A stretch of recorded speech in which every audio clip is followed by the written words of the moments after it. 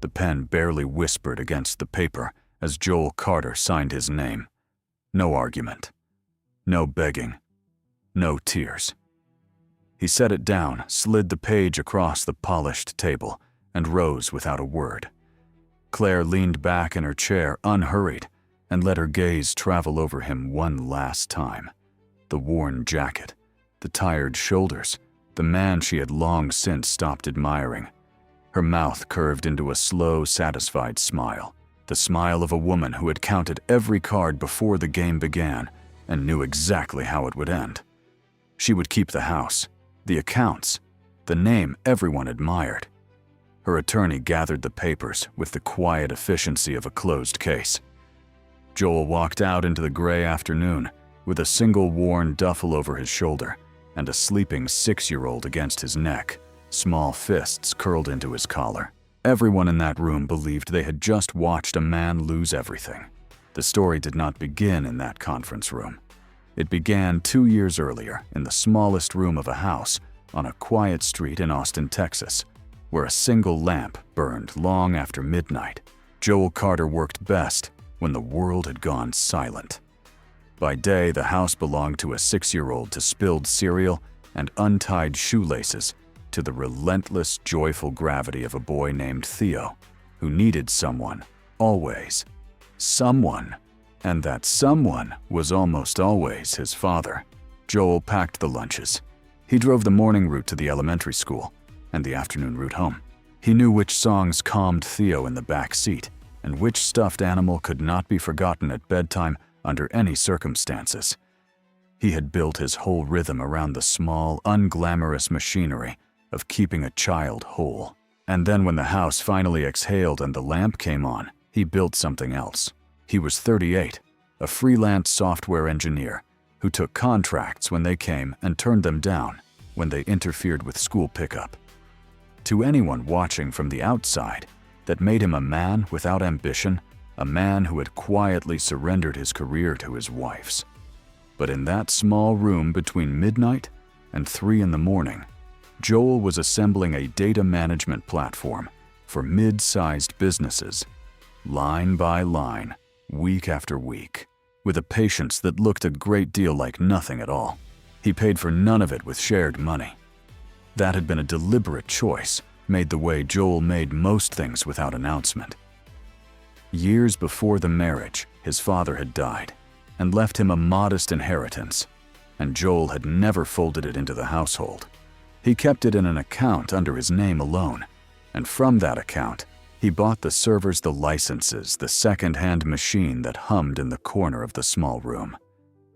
When the platform took its first real shape, he registered the intellectual property in his own name, told himself it was simple bookkeeping, and went back to work. His wife never asked what he did in that room. There was a time early on when she might have, when the two of them had nothing but a cramped apartment and a shared certainty that they would build something together. But that time had thinned and finally vanished somewhere on Claire Whitmore's climb. Claire was 36, and she was very good at being admired. As marketing director for one of the larger technology firms in the city, she moved through glass lobbies and corner offices the way other people moved through their own living rooms. She was sharp, ambitious, and quick to read a room, quick to win it. She had married Joel when they were both young and unremarkable, and somewhere along the way she had begun to experience him as a kind of drag on her velocity. The husband who stayed home, the man who could not be introduced at a company dinner without a small, careful pause before the word freelance. She did not see the lamp, or she saw it and decided it was nothing. The night it ended did not feel to Joel like an ending. It felt like a meeting that had been scheduled without his knowledge. Claire came home a little after 8, set her bag on the counter, and told him she wanted a divorce. Her voice carried no heat in it, no grief, no accusation. It was the even-prepared tone of a woman who had rehearsed the words in the car and found them satisfactory. She had already retained an attorney, she said. There was no use dragging it out. They simply weren't moving in the same direction anymore. Joel stood at the sink with a dish towel in his hands and understood several things at once. He understood first that the decision was old. She was not asking him a question, she was informing him of an outcome. And he understood second what she had not said.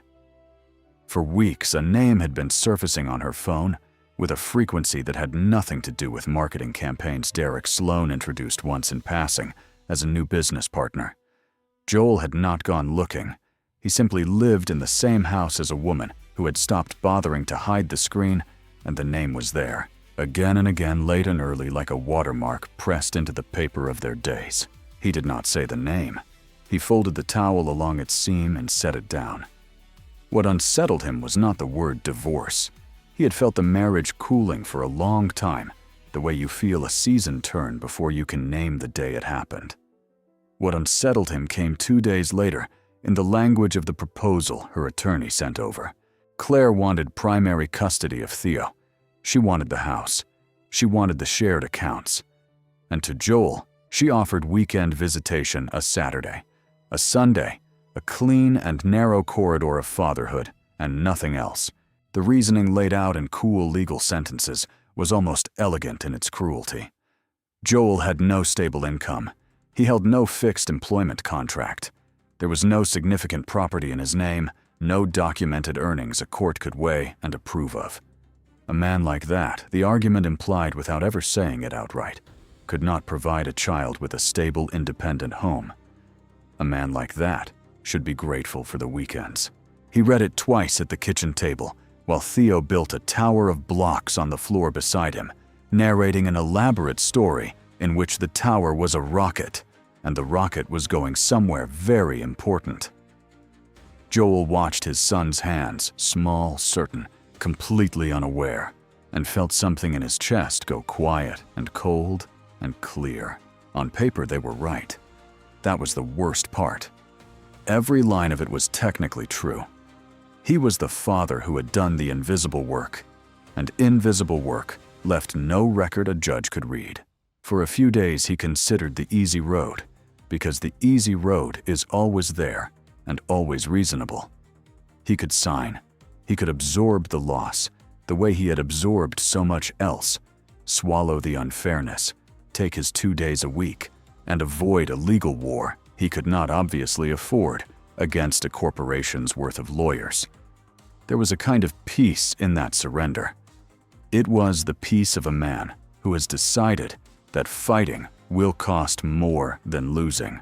The thing that broke the easy road came on a Tuesday night at the edge of sleep. Joel had finished the bedtime route teeth water, the correct stuffed animal located and installed, and he was sitting on the edge of Theo's small bed when his son reached up and looped both arms around his neck.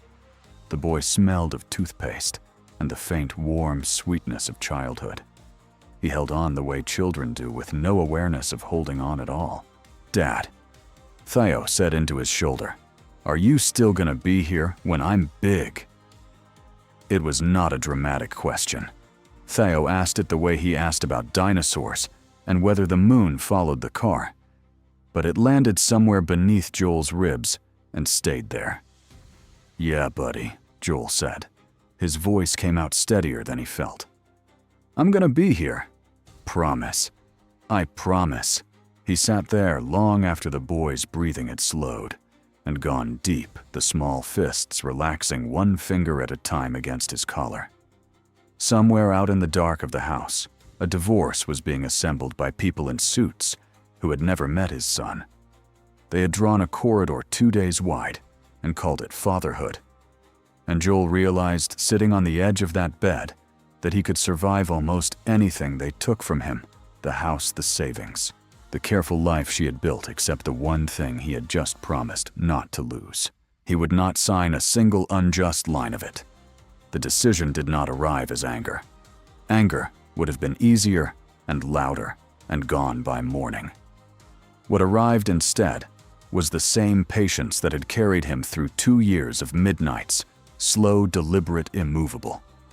If they wanted to argue that a man without a paper trail could not raise his own child, then Joel would simply have to become a man they could not argue with. The next morning after the school drop-off, he sat in the parked car in the empty lot for a long moment, the engine ticking as it cooled. Then he took out his phone and made a call he had been circling for 2 days. He had asked around carefully the way he did everything, and one name had come back from 3 different directions. A family attorney with a reputation that made other attorneys lower their voices. People described her in the same 2 words over and over, as though they were her full legal title: cold and very good. The line connected on the second ring. "Oaks," a woman's voice said. Clipped, unhurried. The voice of someone who had already decided how much of her day you were worth and was waiting to be proven right. "My name is Joel Carter," he said. "I think my wife is about to take my son, and I think she's counting on me being too tired to stop her." There was a brief evaluating silence on the other end, not hesitation, but assessment, the sound of a sharp mind turning a problem over to find its edges. That's a very specific way to put it. "Mr. Carter," Sandra Oaks said at last, "most people lead with the house. The house isn't the part that matters." "No," she agreed, and something in her tone shifted by a single degree, the way a door opens an inch. "It usually isn't. Come to my office tomorrow at 9. Bring everything: bank records, the proposal, anything she sent you in writing. And Mr. Carter," the quiet on the line was hers, not his, "don't sign anything before we talk. Not a Christmas card." He almost smiled. "I wasn't planning to." That evening, Joel cooked dinner, the way he always had pasta, because it was Theo's favorite, and because routine was its own small act of defiance. And he listened to a 6-year-old explain the rules of a game that appeared to have no rules at all. He did the dishes. He read 2 chapters of a book about a dog who solved mysteries. He tucked his son in and checked twice that the right stuffed animal was in the right place. And only then, when the house had gone silent and exhaled, did he walk down the hall to the smallest room and turn on the lamp.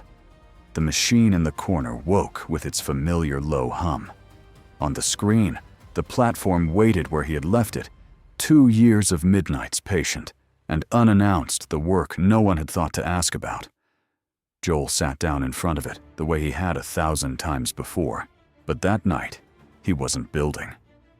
That night, he was beginning to understand slowly, and with a strange calm, that the thing he had made in this room might be the only weapon he had. He just didn't yet know how large the weapon was.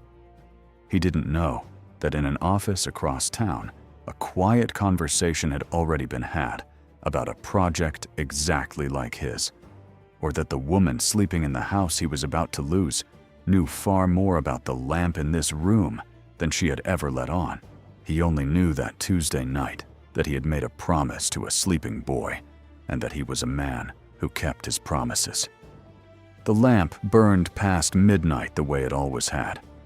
Outside, the street was dark and still, and Austin slept, and no one watching that ordinary house would have guessed that the man inside it had just stopped losing and started to play. Sandra Oaks's office occupied a corner of the 11th floor, and the morning light came through the glass in a way that left nowhere to hide. She read the proposal once all the way through without expression. Then she set it down on the desk, between them, squared its edges with 2 fingers, and looked at Joel the way a surgeon looks at an X-ray. "On paper," she said, "you look very weak." Joel had expected something gentler, and was relieved not to get it. No property in your name, no employment contract, no income a court can put a number on. She tapped the page once. "Her attorneys aren't going to call you a bad father. That's amateur work, and they're not amateurs. They're going to call you a dependent father. A man who has lived on his wife's salary and contributed in ways that are very sweet and impossible to weigh in a custody hearing. They'll be warm about it. That's what makes it dangerous." "And the work I've been doing?" Joel asked. "The software." She let the words sit. "Tell me about it. Not the technical part. The part a judge would care about when, how, and with whose money." So he told her. The inheritance from his father kept separate from the first. The account that bore only his name. The servers and the licenses bought from that account. and nothing else. The intellectual property registered to him alone. The 2 years of midnights after the house had gone quiet, the work done in the hours that belonged to no one but him. Sandra listened without writing anything down, which Joel would later understand was her way of paying complete attention. When he finished, she leaned back. "That's better than you know," she said. "But understand the ground we're standing on. This is Texas. The law here assumes that anything created during a marriage belongs to both of you community property, no matter whose hands did the building. The default is against you. What you've just described isn't a defense yet. It's the raw material for one. Separate funds, separate accounts, separate registration work, done outside the marital hours. Every piece of that is a brick. My job is to build a wall out of bricks before her people can knock them over." She fixed him with a flat, level stare. "Which means I need every record, every receipt, every timestamp. We are going to prove the unprovable, Mr. Carter, and we are going to do it with paper, because feelings don't survive a courtroom." Before he left, she gave him one instruction that surprised him. "Agree to the divorce," she said. "Sign that and only that. Don't fight the dissolution, you don't want it either. And a man who fights to stay married to a woman who's leaving looks bitter in front of a judge. But the house, the accounts, the boy, you concede nothing. You sign one page, you walk out, and you let them think whatever they want to think. Sometimes the strongest thing you can do in a room is let people underestimate you." 2 weeks later, in the glass conference room of Claire's attorney downtown, that was exactly what Joel did. They slid the consent across a polished table, his agreement to end the marriage, nothing more, and he signed his name to it without argument or tears, with Theo asleep against his neck after a long afternoon of waiting. Claire watched him with the easy smile of a woman certain the rest would follow. Her attorney gathered the papers like a closed case. Joel shouldered his bag and carried his son out into the gray afternoon, and let every person in that room believe they had just watched him lose everything. He had signed away nothing that mattered. The weeks that followed taught Joel what a war of attrition felt like when it was waged politely. Claire's team, funded, he came to understand, by the deep institutional pockets of the firm that employed her, never raised its voice. It simply applied pressure in 100 small places at once. They requested a psychological evaluation of Joel, framing it as a routine matter, a box to be checked, while the implication hung in the air like a smell. Is he stable? Is he well? Can a man who has organized his whole life around a child be trusted with that child alone? The suggestion was poison precisely because it could not be answered. To object too strongly was to seem unstable. To comply without complaint was to admit there was a question worth asking. And then there was Theo. The visitation schedule, never generous to begin with, began to fray. A Saturday pickup was moved to Sunday because of a scheduling conflict that was never explained. A weekend was canceled entirely. Theo had a cold, Claire said, though. When Joel called, the boy sounded bright and restless and asked 3 times when he could see his dad. The pattern was small enough that any single instance seemed reasonable. Together, they were a slow erosion, a steady hand pressing down on Joel exactly where it hurt most. He understood what she was doing. She was teaching him one canceled weekend at a time how much it would cost to keep fighting. She was betting he would tire. He did not tire. But he did not sleep much either. The thing that changed the shape of the war arrived on an ordinary Thursday in Sandra's office in the form of a single sentence she delivered while reading something on her screen. "Mr. Carter," she said slowly, "did you know that someone has offered to buy your platform?" Joel went still. "No, someone has." She turned the monitor toward him. "A technology investment fund. The offer is preliminary. Nothing signed, nothing public. But the valuation they've floated is in 8 figures. She let that land. "Did you solicit this?" "I never pitched it to anyone."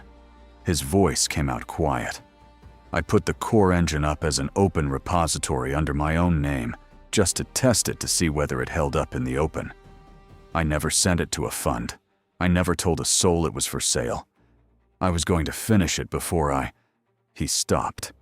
He had been going to say before I told Claire, and the irony of that arrived a half-second too late to swallow. Sandra was watching his face with an attention that had gone very sharp.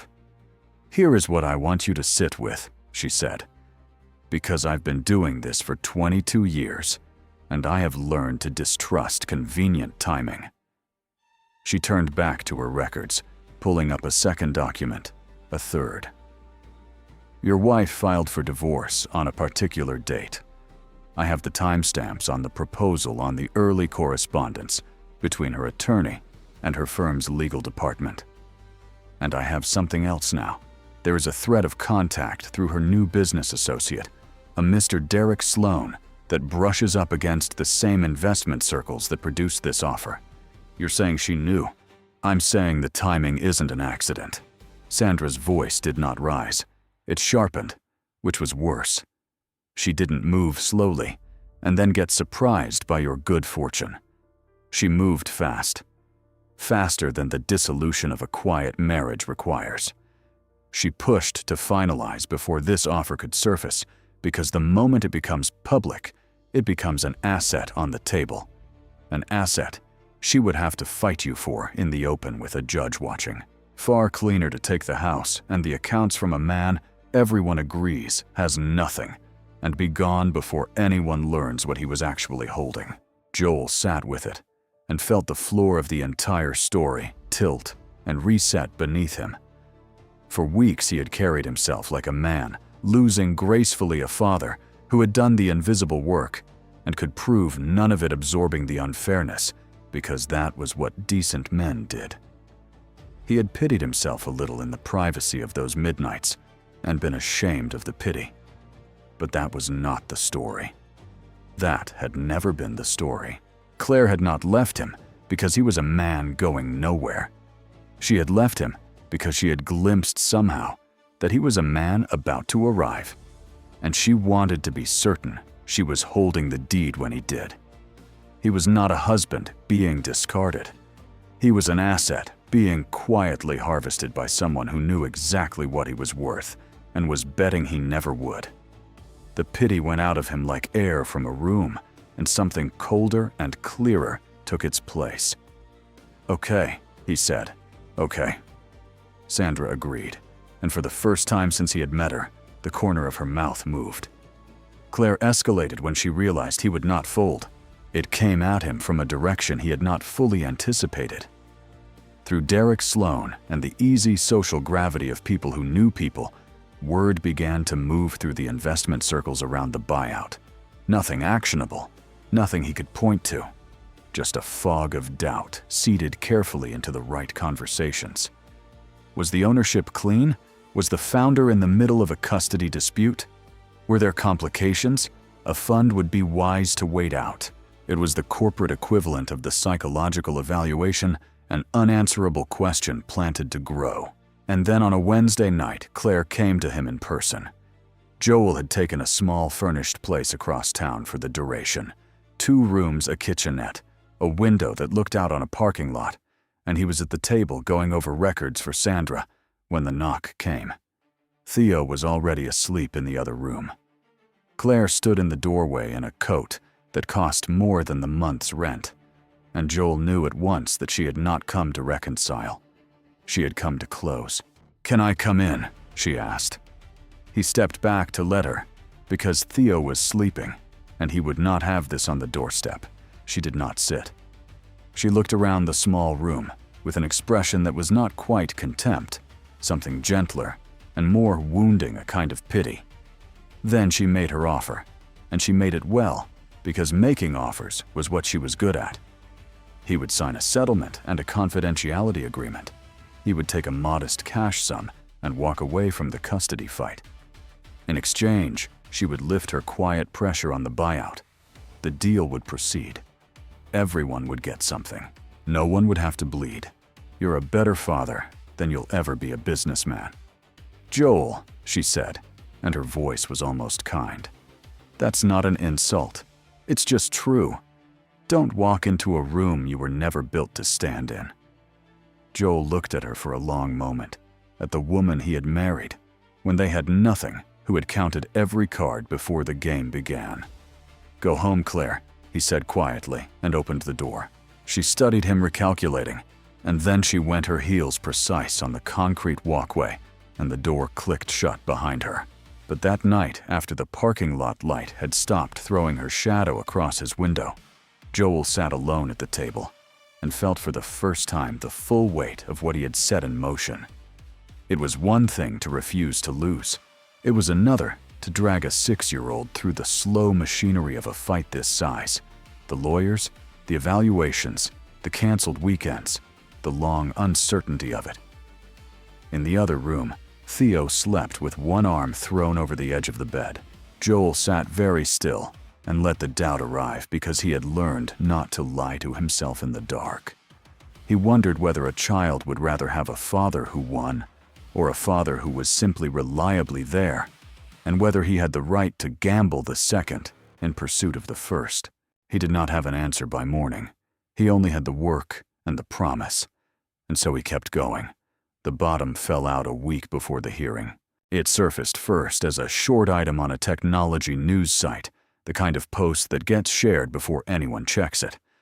The story described the buyout of Joel's platform, inaccurately and damagingly characterizing the project as carrying unresolved intellectual property complications tied to an ongoing divorce. It was phrased to sound like sober reporting and engineered to sound like risk. Within hours, the fund's representatives had requested a pause in negotiations, pending legal due diligence. A preliminary offer in 8 figures does not vanish in a day, but it can go cold, and Joel felt it cooling in real time. The same morning, the court received a supplemental filing from Claire's side, a petition to freeze all assets connected to the software project for the duration of the proceedings. If granted, it would lock the one thing that might have proven Joel's strength inside a legal vault until long after the custody question had been decided. Sandra called him at noon. He could tell from the first word that she was not calling with comfort. If the court grants the freeze, she said, the deal stalls indefinitely, and you lose your only real leverage. We'd be back to where they wanted you, all along, a man with no provable assets, fighting for his son on their terms. She did not soften it, and he was grateful again that she never did. "I won't tell you it's over, but I'll tell you it's bad." He stood at the window of the small apartment phone to his ear and looked out at the parking lot where Claire's shadow had stretched a week before. The asset was frozen in all but name. The deal was slipping. The custody of his son was no surer than it had been the day she set her bag on the counter and informed him of the outcome. And he was, when it came down to it, exactly what that first proposal had said. He was a man with a duffel bag and a sleeping child, and very little a court could weigh. But Sandra had not finished. "There's one more thing," she said, and her tone changed by that same single degree he had learned to listen for. "I've been tracing the leak. That news item didn't come from a journalist digging. The specific details in it, the framing about the divorce, the IP language, that information existed in exactly 2 places. It was known to your wife, and it was known to Derek Sloan." A beat of pure cold satisfaction came down the line. "Someone handed that story to a reporter, Mr. Carter, and there are only so many hands it could have come from." Joel watched the empty parking lot a moment longer. "Then we find the hand," he said. "We find the hand," Sandra agreed. Outside, the afternoon light flattened toward evening, and somewhere across the city a hearing was 8 days away, and Joel Carter, who everyone agreed, had nothing, hung up the phone, and went to wake his son for dinner. The morning of the hearing arrived clear and bright, the kind of Texas sky that has no opinion about what happens beneath it. Joel was awake long before it. He had laid out his clothes the night before, the one good jacket pressed, and made Theo's breakfast, and walked the boy to the neighbor, who would mind him for the day, crouching to fix a crooked collar and promise he would be back by dinner. Then he had stood at the curb of the small apartment with the parking lot at his back and waited because Sandra had told him only that a car would come and that he should let it. The car that came was a black Lamborghini, low and impossibly clean, and the man driving it was Grant Heller. Joel knew the name without ever having met the face. Heller was the principal investor behind the fund that had floated the 8-figure offer, the quiet money at the center of the whole storm. And Joel had assumed, in the way you assume things about people who move that kind of capital, that they did not appear in person for matters as small as one man's divorce. But here he was in a parking lot on the wrong side of town, leaning across to push the passenger door open. "Get in," Heller said. "You're going to be early, and early is good. Let's them watch you walk in." Joel got in. The interior smelled of leather and money and something faintly electric. Heller pulled out into the morning traffic without explaining himself, and for several blocks he said nothing at all, letting the city slide by the glass. "One of my engineers kept hitting the same repository," he said finally. "Yours. Told me the architecture was the cleanest thing he'd seen in a year, and that it was sitting out in the open under a real name with nobody attached to it, trying to sell anything. Nobody sends me code. They send me decks. You didn't send me anything, which is the only reason I went looking." He glanced over. "You built something clean and quiet for 2 years and told no one. I wanted to know what kind of man does that." A few blocks from the courthouse, Heller pulled to the curb and put the car in park, and then he did something Joel did not expect. He got out, walked around, and held the driver's door open. "You take it the rest of the way," Heller said. "I'll ride in. A man should arrive at his own war under his own hands." Something like amusement moved behind his eyes. "And it won't hurt for certain people to see who dropped you off." Joel looked at him, understanding the shape of the gift and the cold strategy folded inside the kindness. Then he slid behind the wheel. The courthouse steps were busy when the Lamborghini turned the corner and rolled to a stop in front of them. Local reporters had gathered, the technology buyout had slipped into the press, and a multi-million-dollar deal tangled in a custody fight was a story that wrote itself. Claire's lead attorney was climbing the steps with a thick accordion of files under one arm. Derek Sloan stood near the doors, hands in his pockets, the picture of a man who had come to watch a thing go the way it had been arranged. The car door opened, and Joel Carter stepped out. For one long moment, the whole arrangement on those steps simply stopped. The man everyone in that first conference room had watched lose everything. The husband with the duffel bag, the dependent father, the freelancer who could not be weighed, unfolded himself from $250,000 of machine into the morning light alone, unhurried. Grant Heller emerged from the passenger side a beat later and buttoned his jacket without a word, and that was the detail that landed hardest, because the reporters who knew the name began to murmur it, and the murmur traveled up the steps like a current. Claire was already inside, but Derek was not, and Joel watched the calculation move across the man's face, the sudden queasy arithmetic of someone realizing the board he thought he understood had more pieces on it than he had been told. Joel did not look at him for long. He walked up the steps and through the doors and somewhere up ahead, in a room that had no idea what was coming. The case everyone had decided was already over was about to begin. Inside, Claire's confidence held for exactly as long as it took Sandra Oaks to open her file. The room was formal and unhurried. The judge, an older man with the patient, unimpressed face of someone who had watched thousands of people perform certainty and be wrong. Claire's team led with the script Sandra had predicted weeks earlier: warm, regretful, devastating. A devoted but unstable home life. A father with no provable means. A mother prepared to offer the child stability structure, a name that opened doors. They were good. They had clearly done this before. Then it was Sandra's turn, and she did not raise her voice once. She began with timestamps.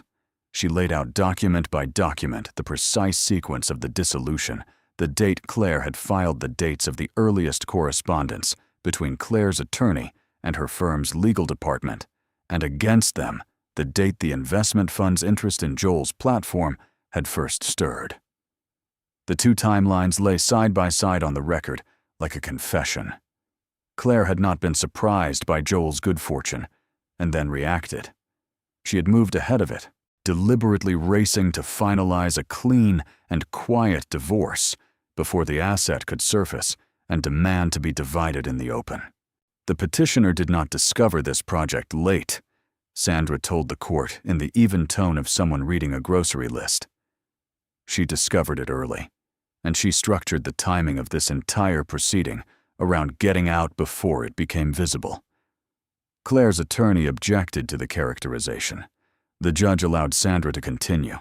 Then came the leak. Sandra produced the trail her people had spent a week reconstructing the path of the damaging news item, the specific phrasing about unresolved intellectual property complications tied to an ongoing divorce language that mirrored details existing in only two informed minds. She traced it step by careful step to its source, not a reporter's investigation, but information passed from Derek Sloan to a contact who had placed the story precisely when it would do the most damage to the deal, and by extension to Joel's only leverage. The disruption of these negotiations, Sandra said, was not market caution. It was manufactured. And it was manufactured by a party acting in coordination with the petitioner. A change moved through the room, then slow and unmistakable. Claire's attorneys began quietly to disagree with one another, the small, sharp whispers of a team discovering that part of its own foundation had been built on something it had not vetted.